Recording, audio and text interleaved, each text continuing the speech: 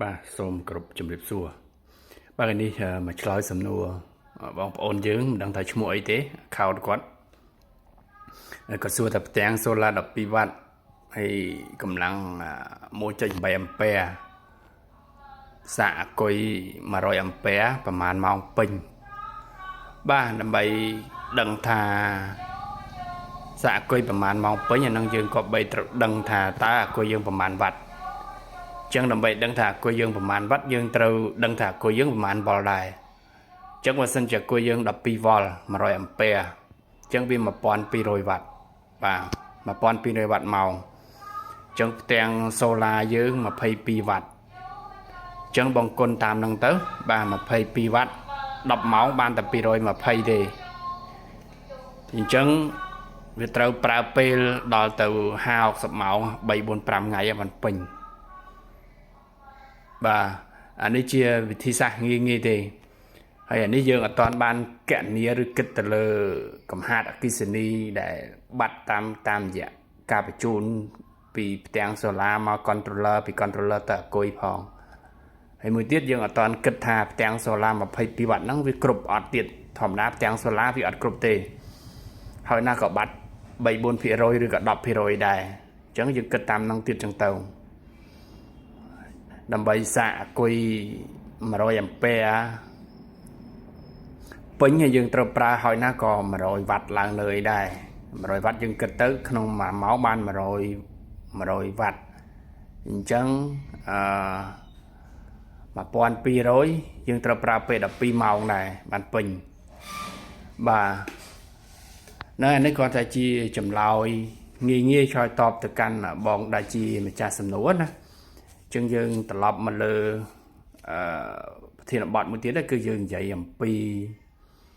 controller បាទអញ្ចឹងយើងដឹងថា controller មិនថា controller ប្រភេទ MPPT ក៏ដោយ PWM ក៏ដោយ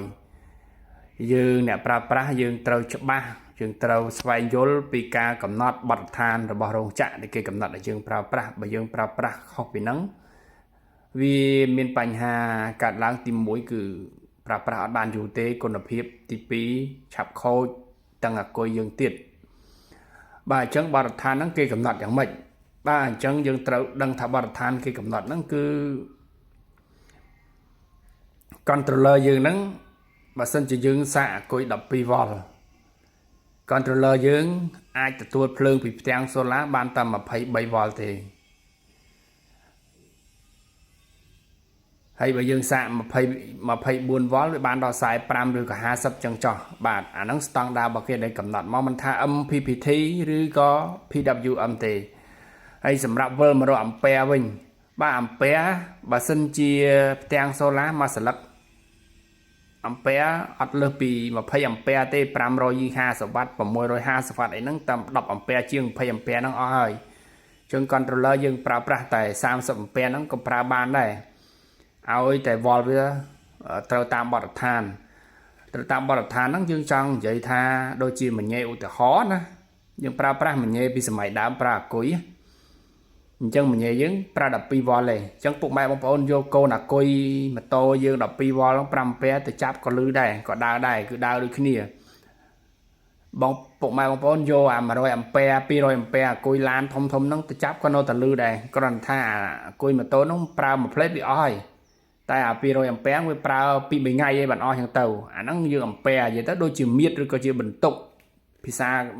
បកស្រាយសាមញ្ញអាំពែហ្នឹងគឺជាបន្ទុកអគ្គិសនីដែលអាចផ្ទុកក្នុងមួយខ្នាតពេលមែនតើទៅអាំពែហ្នឹងបើយើងនិយាយមែនតើតាខ្ញុំធ្លាប់រៀនពីវិទ្យាល័យមក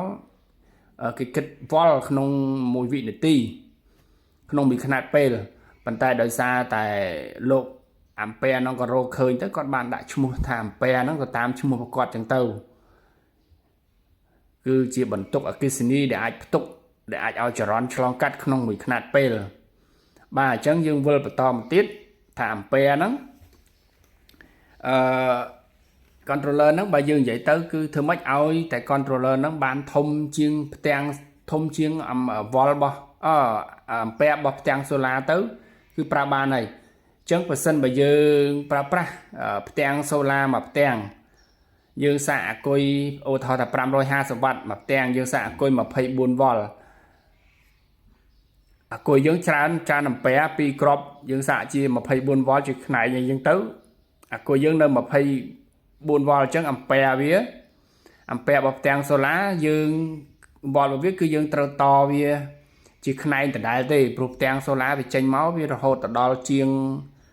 size sub 50V này chẳng dương xạ 24V lắm mặt teng nó bị trâu rồi phần tay làm bay xạ côi chập pin côi thống dương thay mặt teng tiết dương trâu to vía chỉ này bà bây là dương to chỉ này ampere bọc teng solar và có chữ cờ này chẳng không mặt teng với thao thọ tham mà pay ampere cho chẳng pi teng với lang size sub ampere chẳng dương trâu rồi controller 50 ampere từ bàn tục chọp chẳng là bụng máy bông ôn hay ampere bọc controller nó với can đặt thông can á cứ vì lo can đó ấy tại ampere bọc cuối can đặt thông bụng máy bông ôn xạ cò pin nghe pin đi tại bà rư xạ teng solar dương trâu ai sầm khăn bầm phật nó cứ từ lơ vol là cuối nông vol bọc solar năng ai chẳng nhầm miên phần năng chun bụng máy bông ôn mà xôm ở côn xôm chuẩn bị lia